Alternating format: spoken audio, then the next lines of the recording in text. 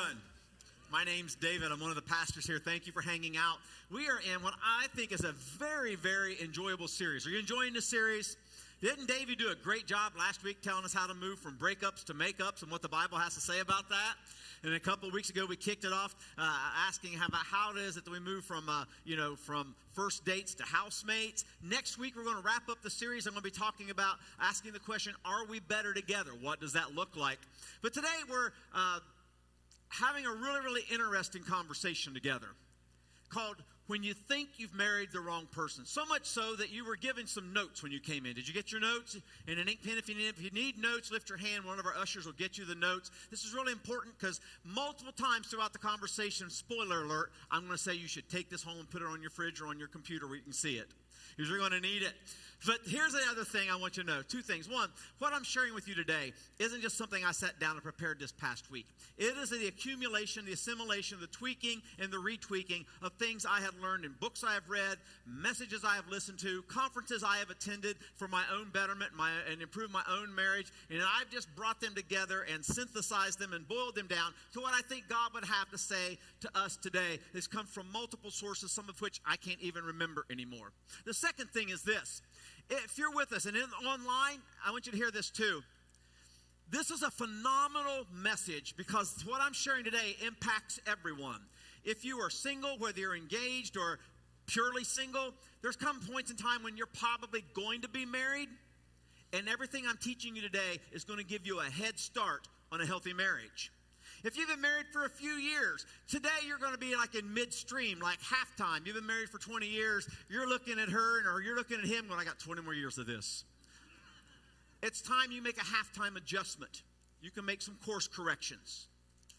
If you've gone the distance and you're 70 or 80, maybe you're still married, maybe you're widowed, you'll be able to hear what's said today, make a few thoughts of your own things, and then we need you to help mentor everybody who's younger than you, not literally everybody, but pick a couple or two that you can pour into and allow God to speak to you. And then if you're not in any kind of relationship that's a romantic relationship, all of these principles, while I'm talking about them in the marital context, apply in every relationship in life. When I was in postgraduate school, had a really, really creative guy in our class. He actually wrote a poem as one of the projects and then passed it all out to us. I thought I'd share it with you today. It says, one morning while reading the paper, in search of a new set of wheels, the classified ads had a most curious ad in listing of automobiles. I read in suspicious amusement what seemed a wild stroke of luck. Corvette Stingray, it said, low mileage, bright red, 99 model, $65. Now, I'm used to my newspaper's typos, so I called that number straight away. About that 99 vet, have you sold that thing yet? No, you're my first call today. There's been some mistake in the paper. They printed the price wrong somehow. No, replied she, they got that from me. Don't sell that car, I'm leaving now. Her address was in a part of the city where I had ventured just one time or two, where doctors, bank presidents, and lawyers are residents, and the houses are massive and new. As I turned up her half-mile driveway, there in the heat of the day, in sunlight it gleamed, a car of my dreams, just $65 away. Its interior was done in white leather. It had a 587 V8.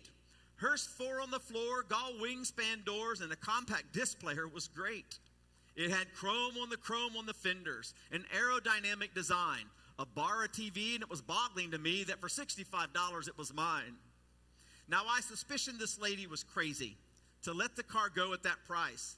But as we walked down the lane, she seemed perfectly sane, charming, really, quite nice. She smiled with great satisfaction as she handed me title and keys. And I said, I just got to know, why'd you let this thing go? What's wrong with this car? Tell me, please. Said she, I'll be 60 come Tuesday. And I've lived here with my husband, Earl. Well, after 30 years wed and without a word said, he left me for a young teenage girl. But with his credit cards left here behind, I knew he couldn't get far. So from Florida, he sent me a wire.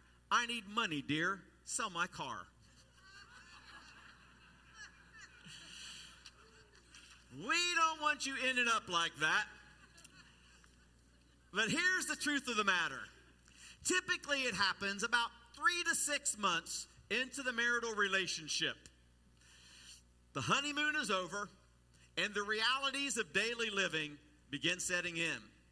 There are job pressures, financial strains, household responsibilities, and in-laws.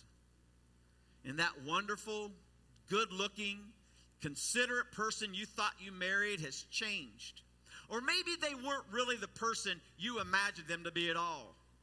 And so one morning when you're standing at home all alone, you look in the mirror and you have this frantic feeling in the pit of your gut.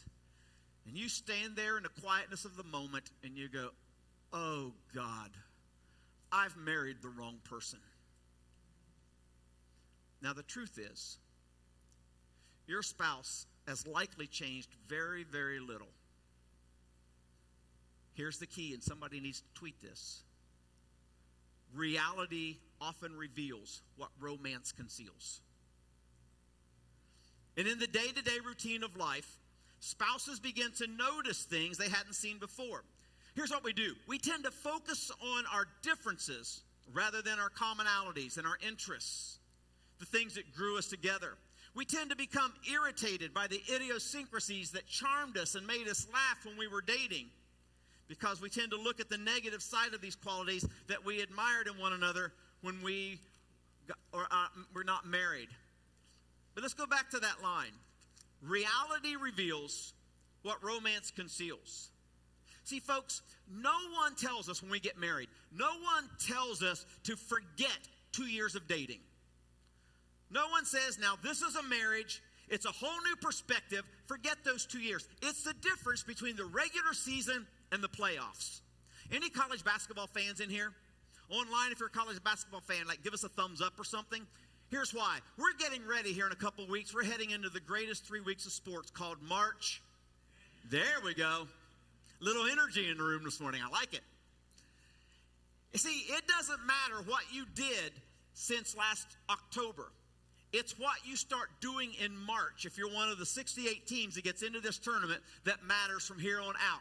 Everything else was just the warm-up. No one tells us that when we get married, everything you did for 2 years trying to charm this person, win this person, draw this person into a relationship with you, basically ends, and it's a whole new ball game. So we're going to walk through some stuff this morning. Some of it's going to be a little bit eye-opening. If you've got those message notes online, you can go to our app and you can download these message notes off our app. It's pretty simple. There are a bunch of boxes. One of them says notes. That's where it is. You'll find it there. Here's the first thing I want you to know about marriage. Some of you who are a little bit older can you can clap your hands and nod your head. A great marriage will be full of trouble. Now here's what you're thinking. Wait a minute, David. Aren't you supposed to say a great marriage will be full of joy?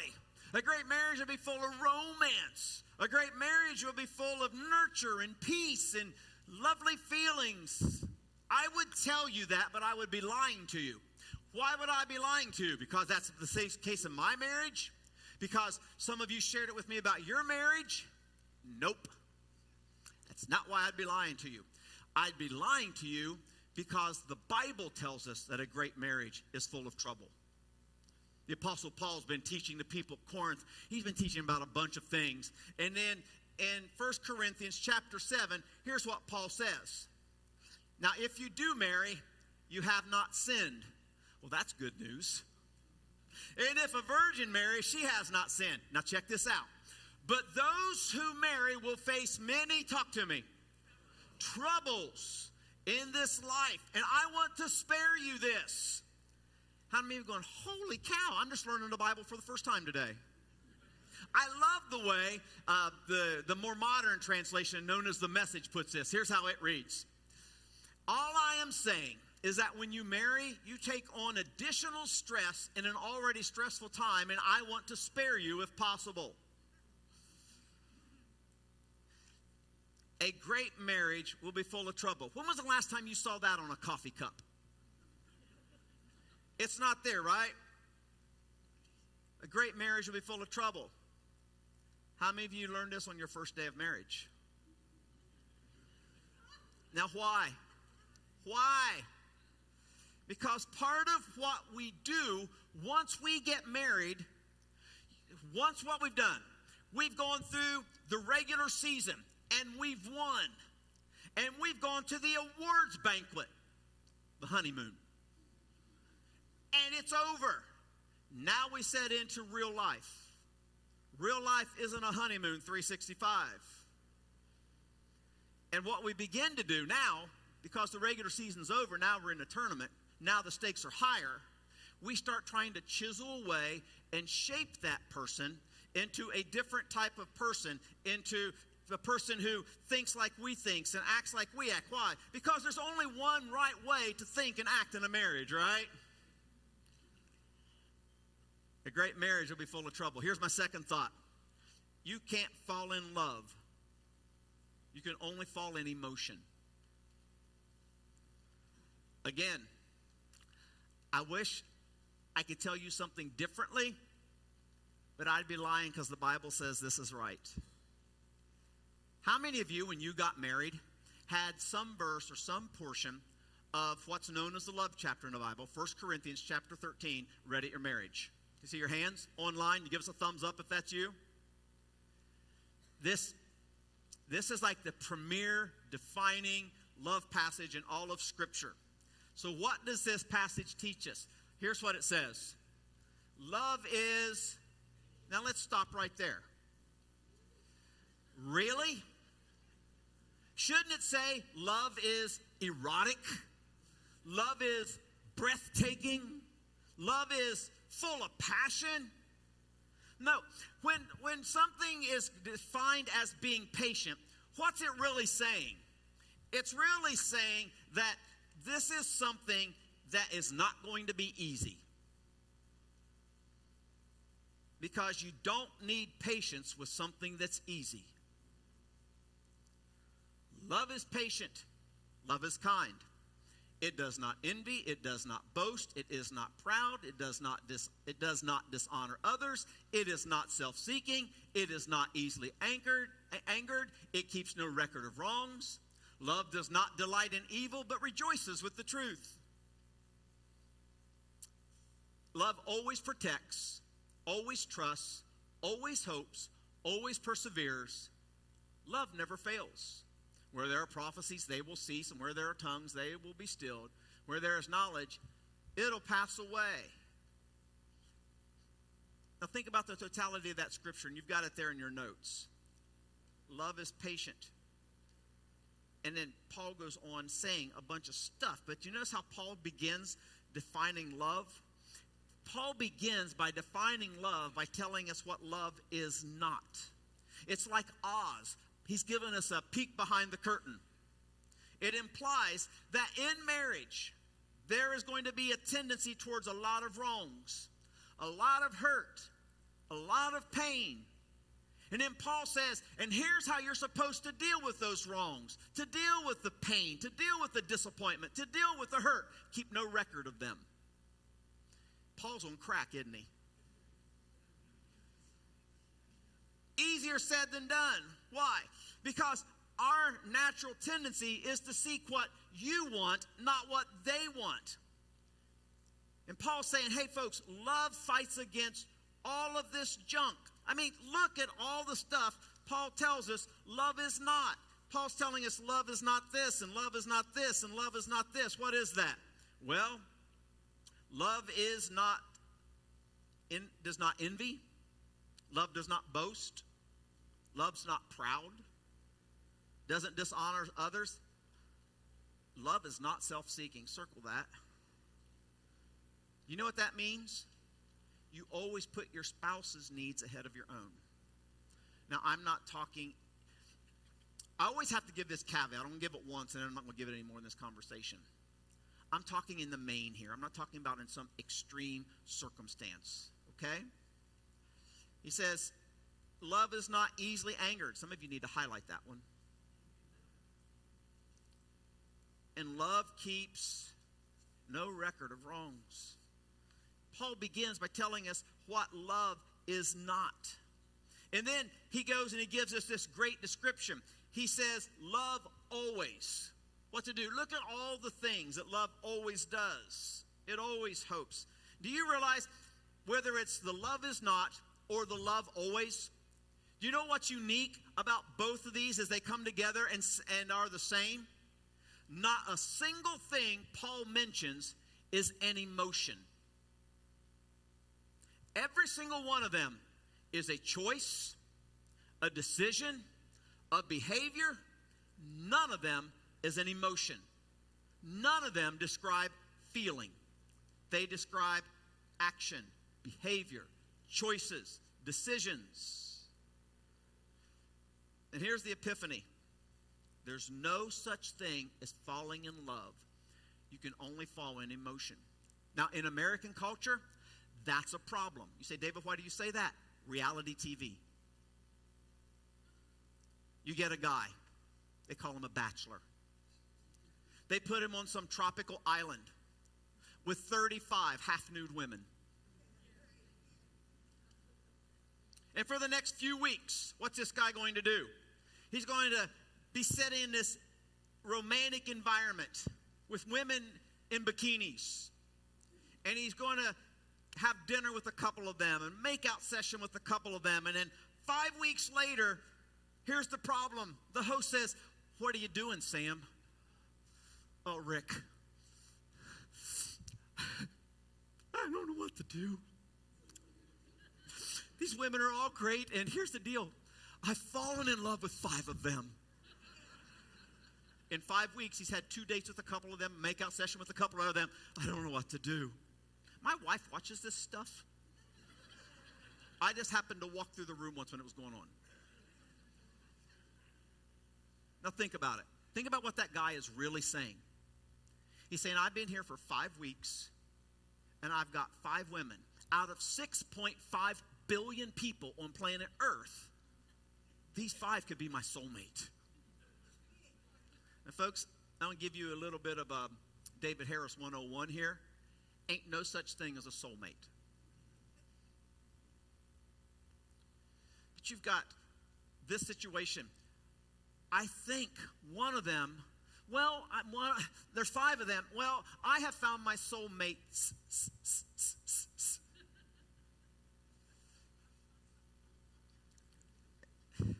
Come back to me. See, that's what I love about Connect. You online can't tell. These folks in here love the deep stuff. Whatever dating show it is you watch, from the old days in the dating game or the newlywed game to whatever the more modern equivalents are, you put 2 people in a romantic environment and they fall into emotion. Now, you combine falling into emotion with the Bible's absolute promise that there will be trouble, and what you have is troubled marriages. It's a little bit dated now, but bear with me.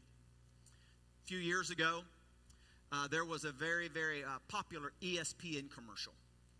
It went something like this. It showed a man lying in bed and the body of a female laying next to him. And he looks at her and he gradually pulls his arm from around her and he starts slipping out of bed. And as the camera pans, there's the nightstand. And on the nightstand, there's a bottle about this tall and about 3/4 empty. And next to it is a pic of his wife. And as he slips out of bed and is slowly picking up his clothes and he begins the process of leaving, the dramatic voiceover says, "Most of us can recover from a one-night stand with another woman." And then it shows him walking down the stairs. And when he comes down the steps, there at the bottom of the steps, there's a pic of him and her on their wedding day. And then the voice says, "You can recover from a one-night stand, but not when it's every night for the rest of your lives. Are you ready to cheat on your spouse? Get a free membership today." Now, I've watched enough ESPN. I think this has got to be a catch, right?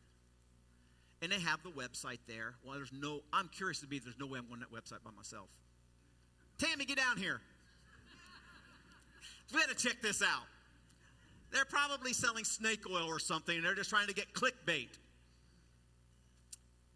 Here's what the website says. Life is short. Have an affair. This is the world's premier discreet dating service with over 5,790,000 anonymous members. There's one in your area waiting for you.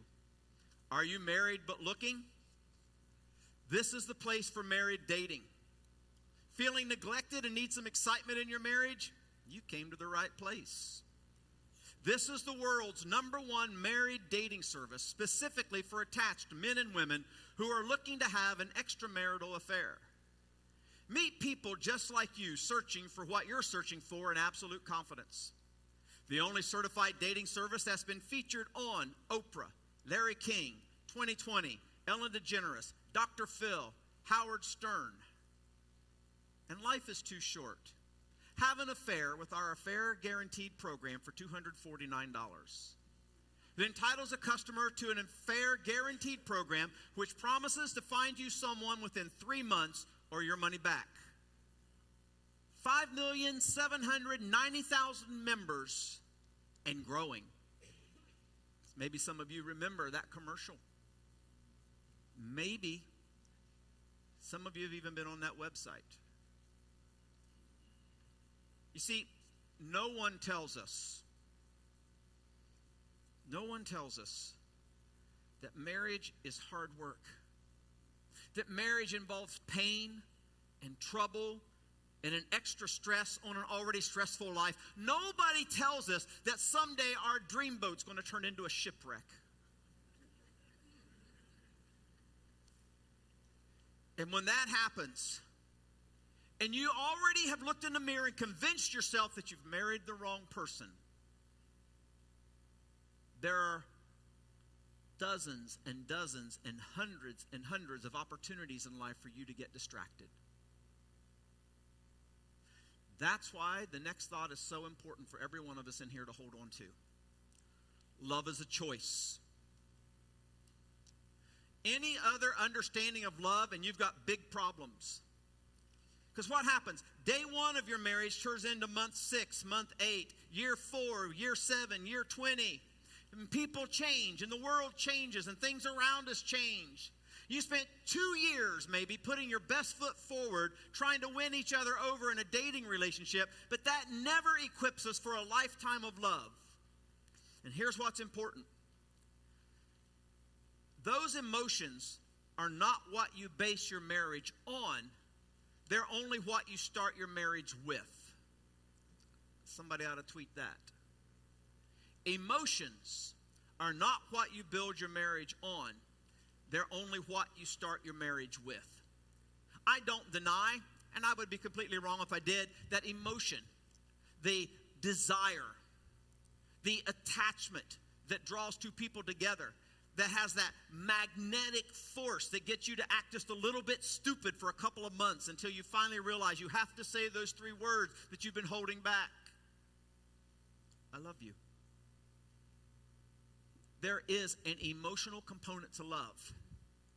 But the ongoing process of love is less emotional and it's more decisional. It is always a choice.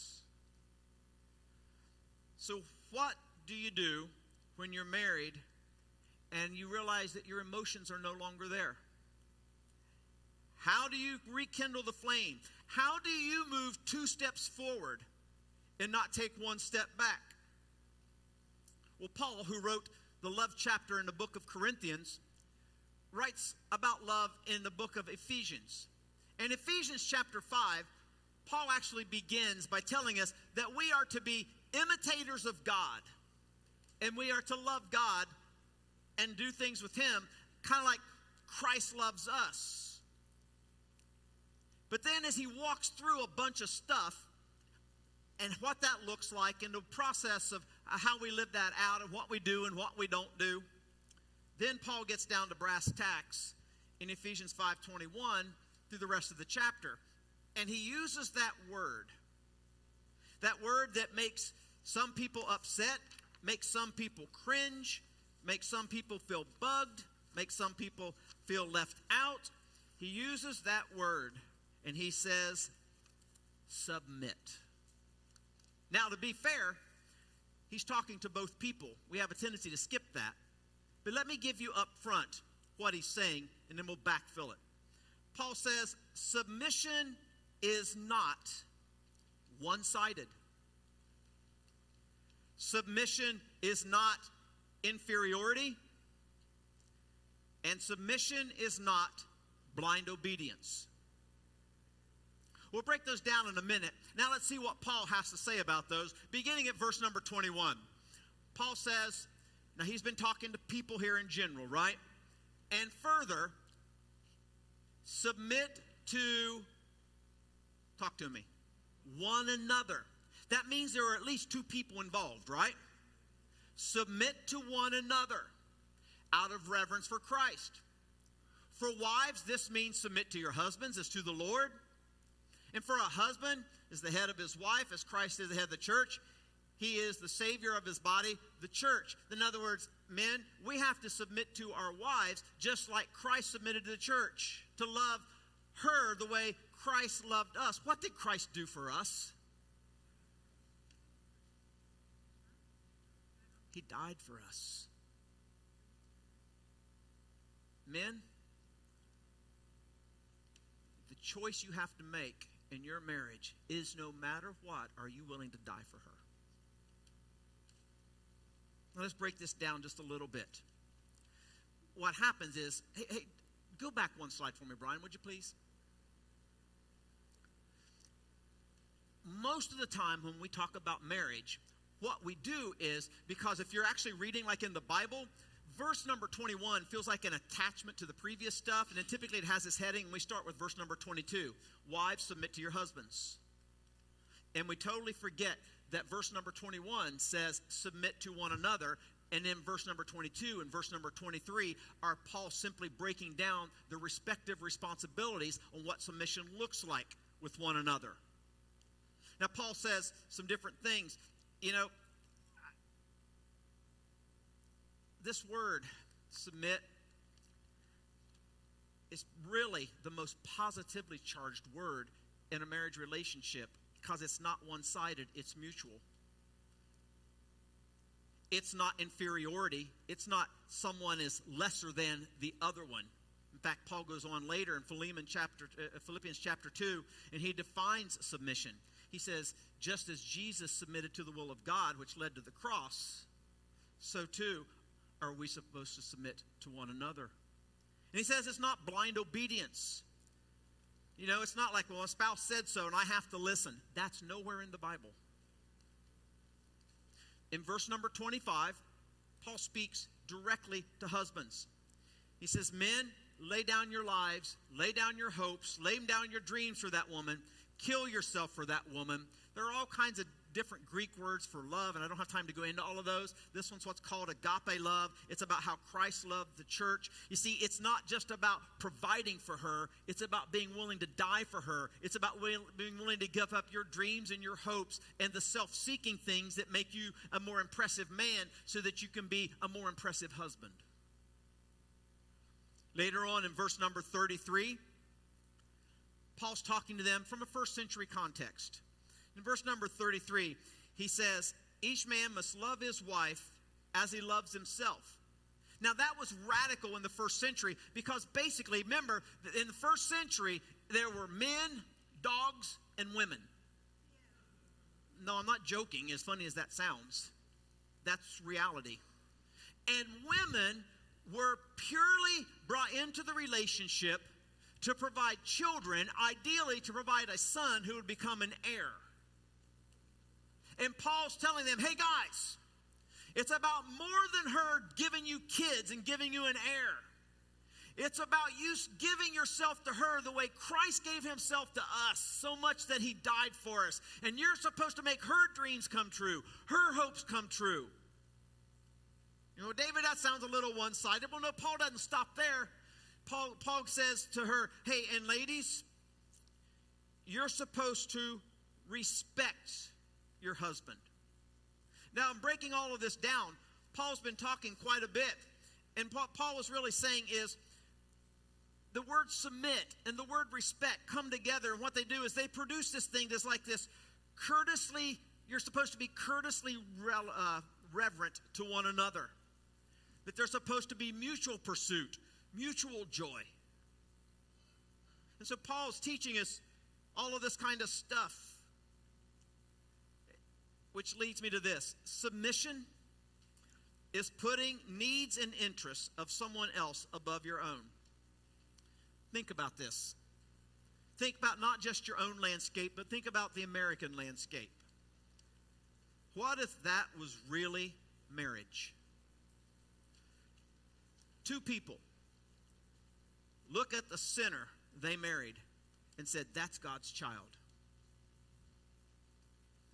That's God's child, and that's God's will for my life because I said, I do. For the rest of my life, I'm going to fulfill every one of that person's desires. I'm going to fulfill every one of that person's needs ahead of mine. It's two people chasing each other to ensure they're serving the other one. It's emotion versus choice.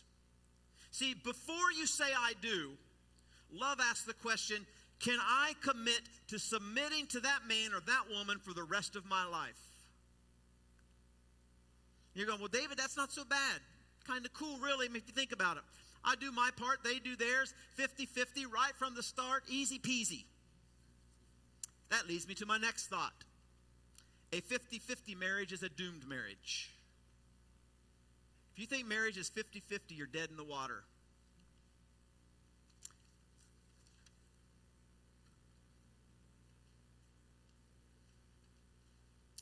When we think of 50-50, we think Mr. Wonderful starts here, and the lady with the bouffant hairdo starts over here. And I want to move 50%, and she's going to move 50%. And then you realize there's still 100% left between you, 50% more from you and 50% more from her.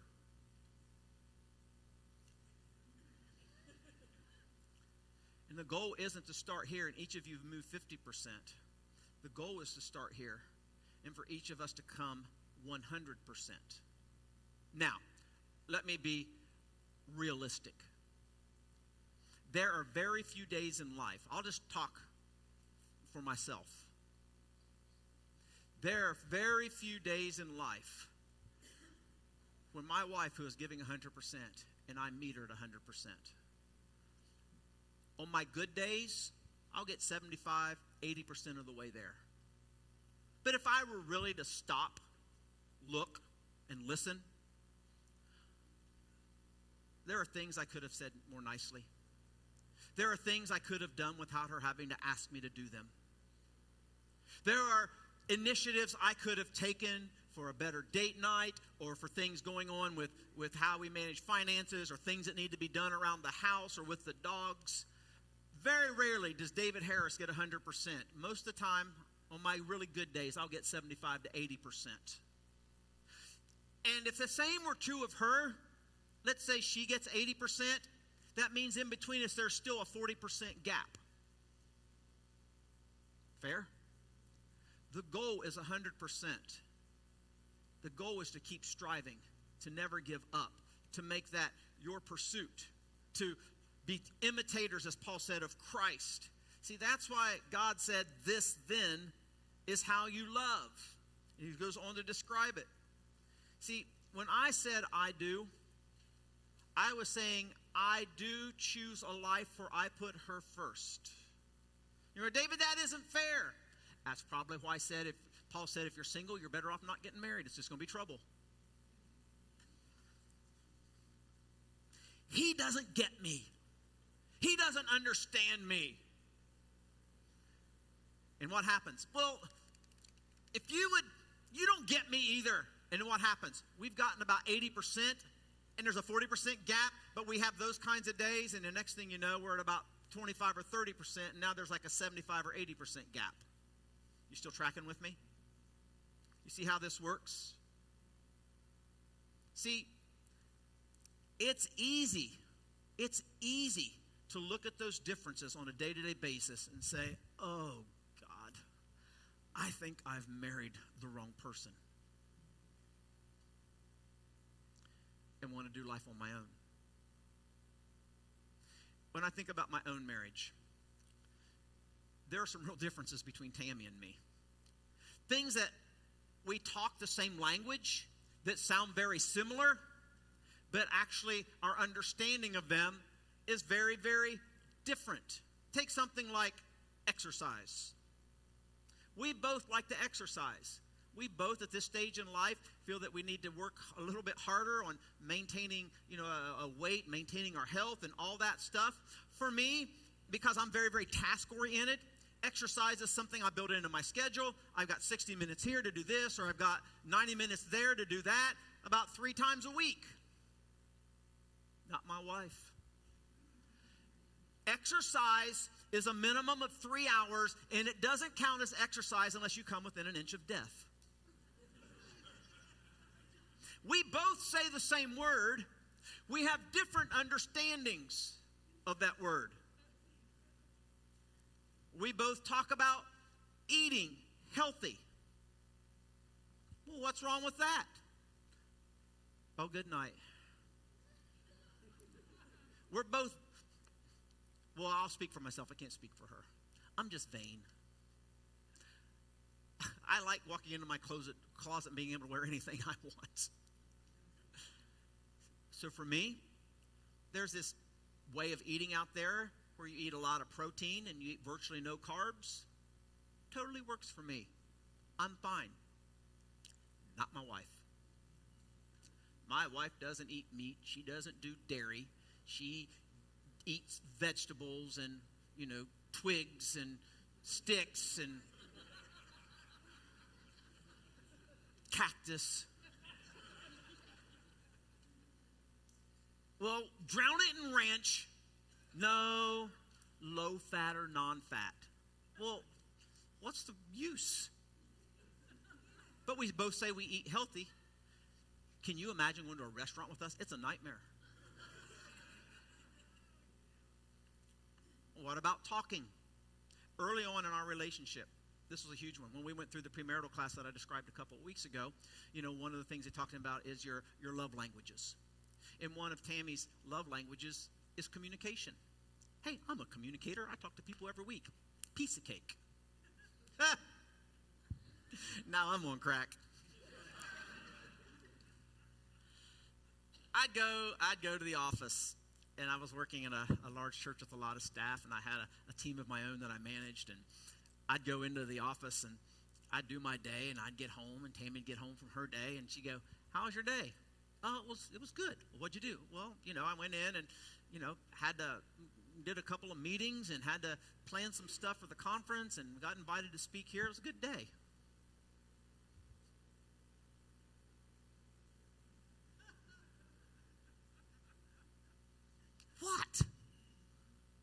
What did you do today? It took me a while to learn. She wanted all the details. "Oh, well, when I went in, my assistant, Pat, said, 'David, here's the meetings you're in today, and Ray needs to see you to talk about this for Thrive, and this church called. They want to know if you can come speak there in 3 weeks. I told them you were already scheduled. Then they asked about this other date, and then I had to meet with Tawny because we had to put together all these things, so we have this upcoming pre-conference thing coming on. Then we had the senior pastors meeting. Then we had the teaching pastors meeting, and then I was at lunch with Scotto. She wanted it all. I was exhausted more from telling her than I was from doing it.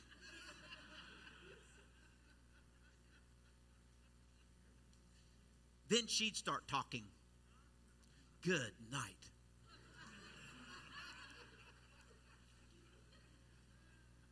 There's a lot more drama in her day than there was mine. But, I'm a guy. So she'd get about 3 sentences in. You know what I'd want to do?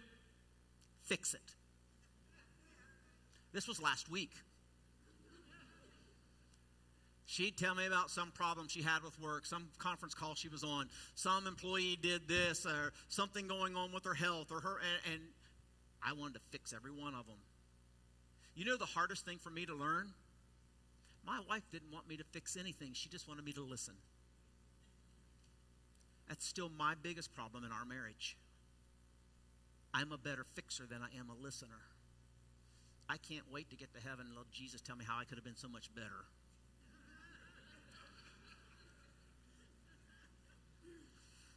That's why some couples, I'm looking at the clock. Worship team, just forget the last song. I'm going to be way over. That's why some couples, you're just sharing a roof and a mortgage. You're not really sharing a marriage. You been there? When I was doing a portion of this talk, I was invited to do this to about 1,000 college students. And so what I did is I sent our video team down to the local college campus to ask a bunch of college kids at random what love is or what marriage is. And we got the gamut of stuff, and I'll share a couple of them here with you in just a moment. But there's a diagram in your notes. Let me see if I can find mine, because I actually need it, because I can't remember what I said. It's about getting practical. And so think about that wheel. It's like the wheel that drives your marriage down that track, okay? And then in between those spokes are all the different things that make for a healthy marriage. Now, let me just go back to some of the things that I put in. Some of the things that those college kids taught us when we played that video. You know, I heard things like, what makes a good marriage? Communication, trust, humor, sex, kindness, appreciation, commitment, respect, forgiveness, listening, whole bunch of stuff. You know what's interesting? Not a single one of them is an emotion. Every one of them is a behavior or an activity. Every single one of them. And so when you look at this, imagine that you have a wheel that's going to help drive your marriage down the track. Your spouse has a wheel. You've got to figure out what the spokes that are meaningful to you are. Mine's real easy. I got like 3. My wife fills up every one of them. My favorite line is, different spokes for different folks.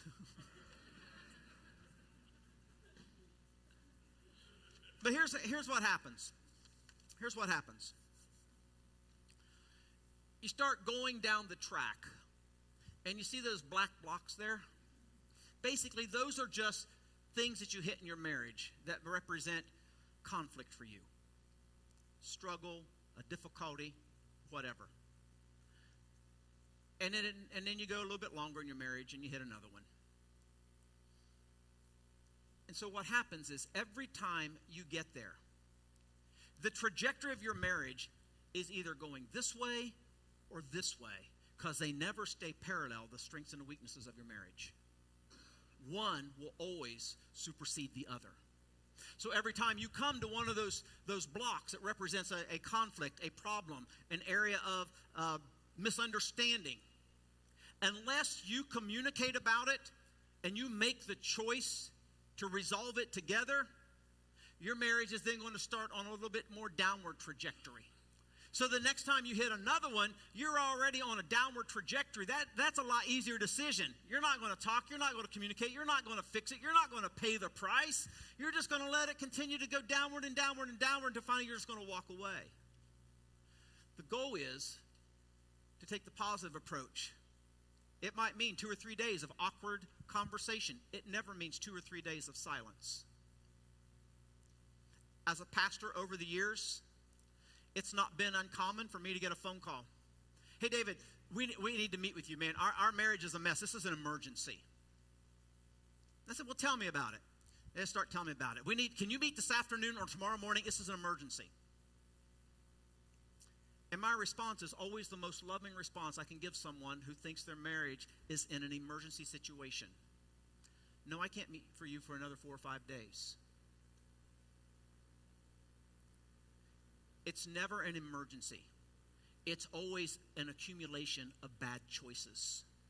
It's always coming to a difficulty and choosing the road less traveled, or not choosing the road less traveled, but the easier path of avoidance than it is with dealing with it and investing in it and taking the road less traveled and doing the hard part of working on your marriage, and then people want me to fix it in a 2-hour conversation. You hang on. You do whatever you have to do to stay married for 2 days or 4 days or whenever I have a reasonable amount of time on my calendar when I can meet with them. Because it's never an emergency. It's always ignoring the obvious.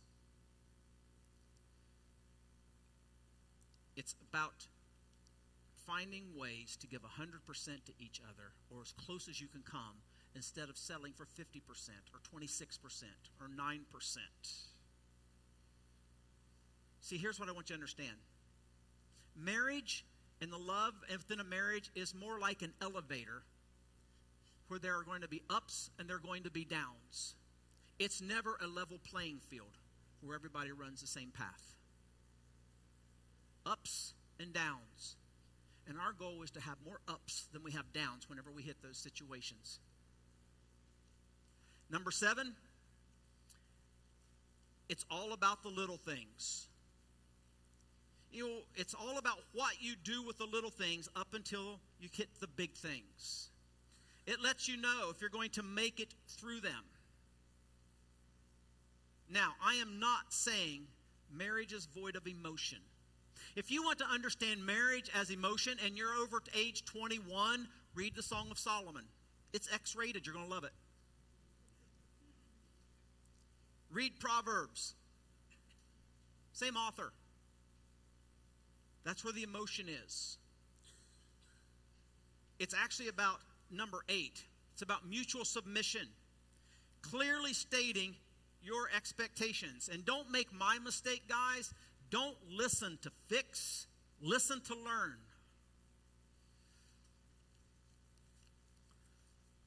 Tell me about your day.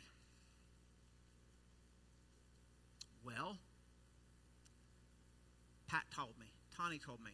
Had to meet with Ray. Had to meet with Scott. Had to return these phone calls. Had this artist cancel for the conference. I got to find a new musical group. I got to go speak at this thing. They want me to teach the college group this Thursday night. Somebody got sick. She wanted all the details. You know another thing my wife would say to me? Sometimes we'd be sitting there and it just wasn't working. And please, when you're feeling like this, tell me, what can I do? Just hold me. And do what? No, just hold me. Well, can I hold the remote too? Sure. Well, if I'm holding you and the remote accidentally goes on ESPN, is that okay? Sure. Just hold me and be here with me. Sounds like a little thing, right? But the avoidance of that little thing eventually becomes a big thing. Just hold me. Just be here with me. Well, I can do that. There's hope for us tomorrow if that's all it takes. Here's what I want you to understand, folks. If your needs in your relationship are not being met, have you specifically stated your needs?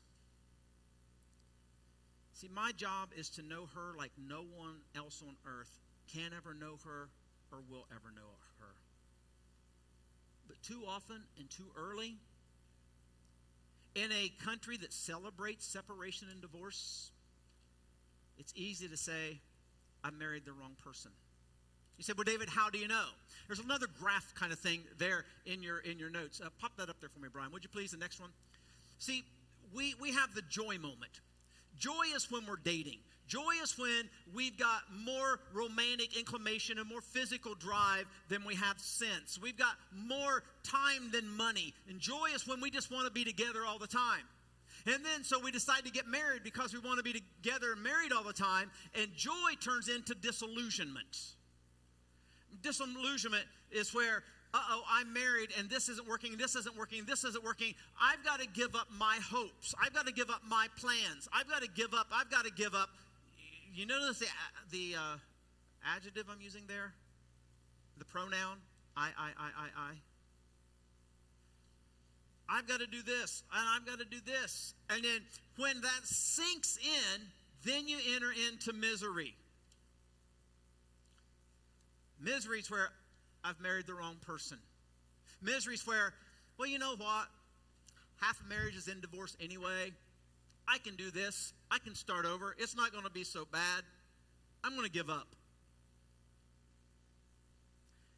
And then what happens? If you can persevere through misery, then it leads to understanding. Understanding is the only way through misery. Understanding requires some really, really tough communication. And then once you've gone through understanding, then you get to this place in your relationship that we call mature love. But then you know what happens? You never just stay there, because that cycle starts all over again. Because now you've been married for a while. Now you've gone through the cycle. You've had some good days, some bad days. You've grown closer together. But then it starts over again. And you enter joy, and because your love's mature, and you're enjoying it, and then you have kids. And you re-enter disillusionment. Well, because you wake up one day and you go, oh, good Lord, I no longer have a wife, I have another mom. Right? And whatever the equivalent is. And the cycle starts all over again. We've got to get these down. We've got to understand there are processes. We've got to understand that we're going to go through some tough times, and there's going to be trouble. I have to persevere, because this one leads to this one. Eventually we get to the good place, and we can live in the good place. And then maybe the next time you go around, you go from joy to disillusionment, but you skip misery and you go straight to understanding. Or maybe you've gotten some resolve and you go from joy to a little bit of disillusionment, but then you can move on to mature love. Why? Because you're growing in your connectedness. It's beginning to work. 80% becomes 90% or 95%. And you can work on those things. This leads me to the very, very last thing. Expectations unsaid will always go unmet. Ladies, Mr. Wonderful is not a mind reader. You give him way too much credit. God did not give him the ability to read your mind. Own it. Own it. And men, she lives on a different planet. Accept it. That's why you fell in love with her. So I'm going to give you homework. For any of you, whether you're in a relationship, whether you're dating, engaged, married, here's your homework. This week, go to the restaurant of your choice. Do not do this in your own house or apartment. Go someplace where social peer pressure makes you behave correctly.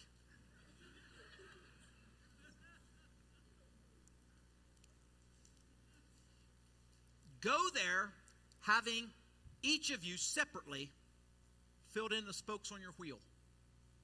What's important to you? And then look at one another's wheel and talk about the expectations in your marriage. Celebrate the ones that are going met, and have the difficult or the beginning of the difficult conversations to the ones that are going unmet. And then here's what I want you to do. Take that wheel home with you. Put them on your refrigerator. 2 magnets, one each. Or take them to your own respective place. Maybe you've got a workspace because you're working from home. Maybe you've got a place where you go and you do your devotions. Tape it to your computer. Tape it to your desk or your book console or to your nightstand or the headboard of your bed for this week if you have to. Put it someplace where you will see it every day this week from the conversation going forward. Restaurant of your choice. Fill out your wheel between now and then so you're not going to do it over lunch today. And begin the conversation. Celebrate the good stuff. Be honest about unmet expectations. Because if you aren't, you will live the rest of your life and the rest of this relationship in the disappointment of unmet expectations. Can I pray with you? Father, thank you that your word is so honest. Thank you for giving us instruction on how to get married, why to get married, but probably most importantly, how we stay married. God, there's no pain like marital pain. Lord, for the singles or engaged folks, anyone pre-married in this room, I pray, Lord, that you would just cement this in their heart, and whether they are in a relationship or get in a relationship next year or 5 years from now or 10 years from now, there'll be something from this conversation this morning that will stick with them. Because, God, this is all based on what you say marriage is. For those who've been married for any particular season, a couple years, 15 years, maybe they're at the end of the first quarter or the end of the first half, there's still some time for some adjustments, some course corrections. For those, God, who have gone the distance, first of all, we celebrate that. They've been married 45 years, 55 years, 60 years. They can look back and they'll say, you know what, we never thought about it at this time. But man, there were some things that were shared in that conversation on Sunday morning that we got right. That's why we're standing today. God, would you allow those folks to help mentor some of the other marriages or some of the other pre-marriage relationships that are going on around Connect Church? We need each other, Father. We're so grateful for your word. Thank you, God, for your goodness, your mercy, and your loving kindness, for the strength to persevere and to hold on, because love is always a choice. Pray this in Christ's name. Amen. Two things real quickly. In here, Wednesday night, in fact, if you're physically able, I would invite you to join me in fasting on Wednesday. Come in here Wednesday night. I want to pray with you. I pray for your marriage, pray for your family. I want to pray for Connect Church. And we've got some incredible things coming up and going on. We've got a couple of challenges. We just want to pray for our church. Join me in here. For those of you online, this will not be broadcast. That'll be a week from Wednesday with Jessica Perez as our worship leader. We'll be in here. Secondly, if you want to know more about Connect, you want to come to the 101 class on a Saturday morning, let us know out at Connection Central so we can make the right number of arrangements for people to be here. I'd love to have you. I'll be teaching the class myself. And folks, I absolutely love you. Was this a good morning for you? Good. Did you experience Jesus today? Hey, folks, have a great week. We'll see some of you Wednesday, some of you Saturday, the rest of you next.